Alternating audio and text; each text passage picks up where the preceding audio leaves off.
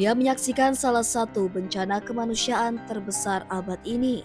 Sejak Oktober 2023, lebih dari 57.000 warga Palestina dilaporkan tewas di jalur Gaza akibat serangan brutal Israel. Angka ini terus bertambah, ribuan lainnya masih terperangkap di bawah reruntuhan, dan dunia bertanya, sampai kapan ini dibiarkan? Menurut laporan resmi Kementerian Kesehatan Gaza, hingga Jumat 11 Juli 2025, 57.823 orang tewas, mayoritas adalah wanita dan anak-anak. 137.887 orang terluka, banyak di antaranya kehilangan anggota tubuh. 788 tewas saat mencari bantuan dan lebih dari 5.199 terluka sejak akhir Mei. Dalam 24 jam terakhir saja, 61 jenazah tiba di rumah sakit dan 231 korban luka baru tercatat. Ini bukan sekadar angka, ini adalah nyawa manusia, keluarga, anak-anak, orang tua yang menjadi korban perang tanpa ampun. Per 18 Maret 2025, pasukan Israel kembali melanjutkan serangan besar-besaran ke jalur Gaza. Gencatan senjata dan kesepakatan pertukaran tahanan yang berlaku sejak Januari hancur berantakan. Dalam fase serangan terbaru ini saja, 7.261 orang tewas, 25.846 terluka, dan angka ini hanya dalam waktu kurang dari 4 bulan. Lebih menyedihkan lagi, bantuan kemanusiaan yang seharusnya menyelamatkan justru menjadi jebakan maut.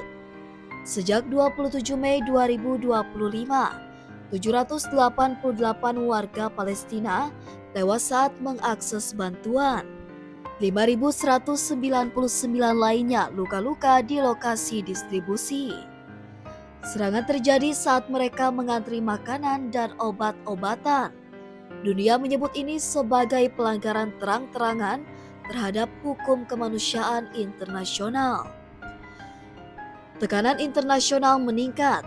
Mahkamah Pidana Internasional atau ICC akhirnya mengeluarkan surat perintah penangkapan untuk Perdana Menteri Israel Benjamin Netanyahu, termasuk juga mantan Menteri Pertahanan Yoav Gallant. Mereka dituduh melakukan kejahatan perang, kejahatan terhadap kemanusiaan. Ini adalah langkah berani, namun belum cukup untuk menghentikan genosida yang sedang berlangsung. Tak hanya ICC, Israel juga diperkarakan di Mahkamah Internasional atau ICJ atas dugaan genosida. Kasus ini diajukan oleh Afrika Selatan dan mendapat dukungan dari puluhan negara lain. Dalam sidang terakhir, bukti-bukti penargetan warga sipil, rumah sakit, jurnalis, dan anak-anak disampaikan ke hadapan hakim dunia. Namun, proses hukum berjalan lambat, sementara korban terus berjatuhan. Gaza hari ini bukan lagi sekadar zona perang, ini adalah simbol penderitaan manusia yang tak tertahankan.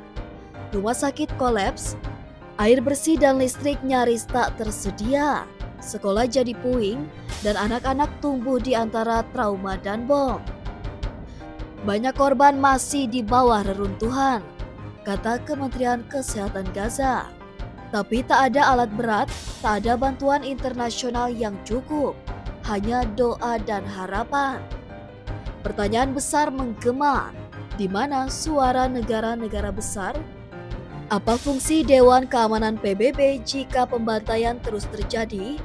Apakah umat manusia sudah mati rasa?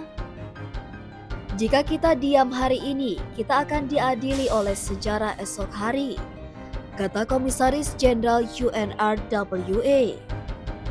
57.000 nyawa bukan statistik, mereka adalah manusia.